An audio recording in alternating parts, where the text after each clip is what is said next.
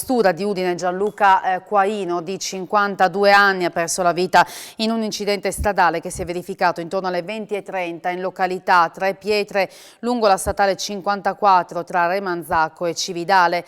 Due auto, una Hyundai 20 e una Fiat Grande Punto, per ragioni ancora al vaglio delle forze dell'ordine, si sono scontrate frontalmente. L'impatto è stato violentissimo. Sul posto sono intervenuti i sanitari e i vigili del fuoco di Cividale, ma per la gente non c'era nulla da fare. Il conducente dell'altra vettura, un 21enne straniero residente a Udine, è rimasto ferito ma non è in pericolo di vita. La notizia della morte di Gianluca Quaino ha gettato nello sconforto i colleghi, come riferisce il segretario regionale del SAP Olivo Comelli, rimarcando tra l'altro il fatto che l'incidente è accaduto mentre la gente stava rientrando a casa dal lavoro. Quaino, padre di un figlio di 17 anni e di una ragazza di 13, era operativo e aveva prestato servizio per diverso tempo alla Mobile di Trieste. Da qualche anno lavorava a Udine, era sempre in servizio di pattuglia e controllo del territorio. E un altro incidente si è verificato attorno alle 22:30 di ieri lungo la ex strada provinciale 1 in prossimità del chilometro 7 a Opicina.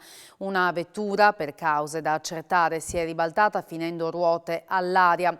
Il conducente è riuscito a uscire autonomamente dall'abitacolo ed è stato preso in carico dai sanitari per le cure del caso. Sul posto i vigili del fuoco del distaccamento di Opicina, i carabinieri e la polizia.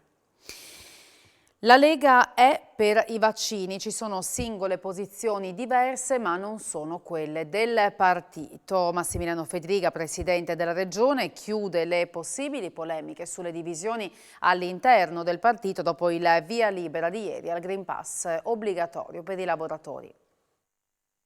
Una soluzione è quella del Green Pass obbligatorio per i lavoratori e agevolazioni per i tamponi, che va incontro alle richieste della regione, in particolare del Friuli Venezia Giulia, con il presidente Massimiliano Fedriga che punta ora a tenere unito il sistema paese. Sì, noi come sistema regionale avevamo chiesto appunto anche di andare incontro all'agevolazione sul prezzo, allo spostamento almeno per i tamponi molecolari di validità per il Green Pass 72 ore, questo perché noi dobbiamo accompagnare il processo. Il mio obiettivo è quello ovviamente di convincere più persone possibile a vaccinarsi, ma non creare tensioni sociali, perché in questo momento dobbiamo tenere il paese unito e questo è uno sforzo non facile, me ne rendo conto, perché le tensioni, è inutile negarlo, ci sono, però con la forza della verità, dell'utilità dei vaccini, con la forza della verità che con una protezione reciproca possiamo non soltanto tutelare la salute ma tenere aperte le attività, sono convinto che riusciremo all'obiettivo. C'è scritto nel decreto che verrà fatta una valutazione entro i primi giorni di ottobre,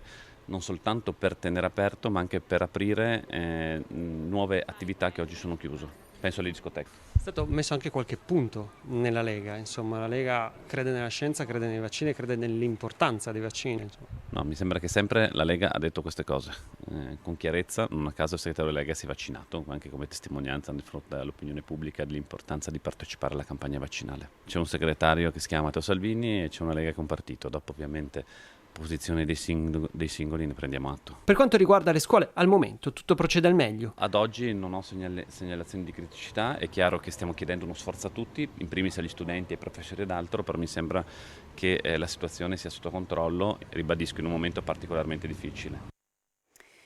Sarà Elisabetta Marioni a sostituire in giunta comunale a Udine Elisa Asia Battaglia quale assessore all'istruzione. La decisione è stata ufficializzata dopo il vertice della Lega che si è svolto in serata nel quartiere generale di Reana del Roiale. Isabella Gregorato ne ha parlato con il sindaco di Udine Fontanini.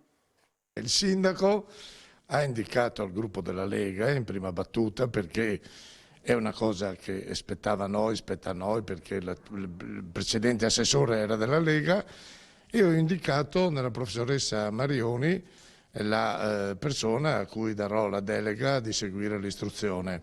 La nomina verrà fatta nei prossimi giorni, è una persona che è qualificata, è un ex insegnante, è appena andata in pensione, quindi ha il tempo per seguire in maniera continuativa questo settore che è molto importante. Usciamo da un momento un po' difficile per le vicende delle mense. Io ho molta fiducia nella professoressa Marioni e sono contento anche di questa scelta. Per il momento a Elisabetta Marioni viene data solo l'istruzione, le altre Però prima il referato comprendeva altri incarichi. No? Sì, c'erano altre deleghe, ma la delega più importante è questa dell'istruzione, che riguarda tutte le scuole. Ricordo che il Comune ha competenza per quanto riguarda la scuola dell'infanzia, gli ex asili, che sono dall'asilo nido, quindi da 0 anni fino a 3 anni, da 3 anni fino a 6 anni, a 5 anni nella scuola dell'infanzia, poi c'è la scuola primaria, stiamo parlando delle vecchie elementari, e la scuola di primo grado, secondaria di primo grado, che sono le scuole medie, quindi una massa di persone e di iniziative molto molto rilevante. Ma le altre deleghe a chi andranno? Ma sto riservando la decisione, probabilmente la comunicherò la prossima settimana a queste altre deleghe. È stata individuata la persona che lo scorso 10 settembre aveva abbandonato un pacco sospetto all'interno del Tribunale di Trieste, facendo scattare un vero e proprio allarme bomba, con l'arrivo degli uomini della Polizia di Stato, degli artificieri della Digos, della Polizia Scientifica e dei Vigili del Fuoco. Nell'area circoscritta, nel plico abbandonato, furono trovati alcuni ceri votivi, oltre a materiale religioso, e un biglietto indirizzato alla comunità del Tribunale di Trieste. Grazie alle immagini registrate dal sistema di videosorveglianza del Palazzo di Giustizia, le indagini hanno consentito di risalire alla responsabilità, una sessantenne residente a Trieste che ha ammesso di essere l'autrice del gesto. È stata denunciata per procurato allarme, ma si è difesa dicendo di essere stata travisata e che il suo voleva essere solo un dono, un segno di riconoscenza per l'operato del Tribunale. Chiede scusa all'intera comunità uno dei 2 quattordicenni che hanno causato il rogo che lo scorso venerdì ha devastato 5 cipressi e 3 palme nel Parco della Rimembranza a Monfalcone. A raccontarlo è il sindaco Anna Maria Cisint, che ha aggiornato i cittadini sugli sviluppi dell'incendio. Ha detto di aver incontrato la mamma e il figlio, mi hanno cercata, ha scritto sui social, e sono venuti in comune. La famiglia si è assunta tutta la responsabilità e va detto che già quella sera la mamma si è precipitata a denunciare la cosa alla polizia. Il bambino ha detto che spera che la videosorveglianza dimostri come suo ruolo non sia stato attivo e che gli dispiace tanto per tutti.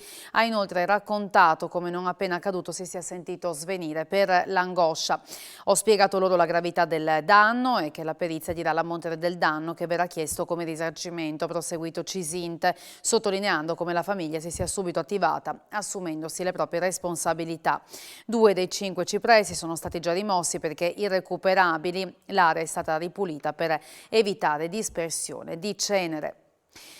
Per rendere più sicuro l'incrocio tra la statale 13 e l'incrocio Garage Venezia a Porcia arriva il semaforo con il contasecondi. Su questa arteria viaggiano ogni giorno tra i 25 e i 30.000 veicoli. Termineranno tra pochi giorni a Porcia, presso la statale 13, i lavori di installazione del contasecondi presso l'incrocio del Garage Venezia. Si tratta di un incrocio molto importante per tutta la viabilità del Friuli Venezia Giulia. I dati pre-Covid ci dicono che lì transitano mediamente dalle 25.000 alle 30.000 auto al giorno e quindi abbiamo voluto introdurre un ulteriore sistema di sicurezza. Il visore, con il tempo che passa e fa capire quando c'è il passaggio di colore, rende più consapevoli gli automobilisti in transito, che riescono ad adeguare la velocità e a fermarsi per tempo. Questo quindi li renderà più consapevoli, la sicurezza verrà aumentata e si ridurranno anche le sanzioni che vengono applicate mediamente, che sono circa 8 ogni giorno. Approfittando della installazione del contasecondi che la normativa consente sin dal 2017, abbiamo però anche sostituito tutte le lampade LED dei semafori, che adesso avranno una maggiore visibilità, una maggiore durata ed un minor consumo di elettricità. Un'immersione nel mondo di Dante tra Inferno e Paradiso grazie a dei visori tecnologici al centro del progetto Dante Sound, realizzato dal regista Andrea Ortis e allestito a Pordenone a casa Zanussi. Ripetere il viaggio di Dante Alighieri accompagnati dai suoi versi, immersi in un vortice cupo ed estremamente reale. Questo è Dante Sound, il progetto del Centro Iniziative Culturali di Pordenone, scritto e diretto dall'autore e regista Andrea Ortis, con la partnership della Fondazione De Claricini e il coordinamento di Franco Calabretto. Presentato a Pordenone Legge e inaugurato a Casa Zanussi, Dante Sound, nel suono e nel segno di Dante, attraverso visori altamente tecnologici, animati da voci, suoni, proiezioni ed animazioni 3D dei codici miniati in mostra al Museo Archeologico Nazionale di Cividale, ripercorre i momenti salienti del cammino del sommo autore, insieme protagonista delle tre cantiche della Divina Commedia, grazie alla tecnologia della realtà virtuale che permette allo spettatore di immergersi totalmente nelle ambientazioni a 360 gradi. Questo progetto nasce un po' anche come mia sintesi di anni di lavoro, di anni di studio, che mi hanno portato ad un immaginifico, a un paesaggio che è molto concreto, che è fisico, che è materico, come lo è tra l'altro la Divina Commedia. La tecnologia qui aiuta, se però usata con attenzione, cioè non ha questa tecnologia il desiderio dell'effetto wow e basta, no, è ad uso della parola. Questo ci tengo a dirlo, nel senso che è il veicolo, il vascello che trascina ciò che è più importante di tutto, anche per un uomo di teatro come me, il Dio teatro è la parola, è il testo. Tra poco gli approfondimenti delle notizie del giorno nell'appuntamento con A Voi la Linea. Grazie per aver seguito il nostro telegiornale. Arrivederci.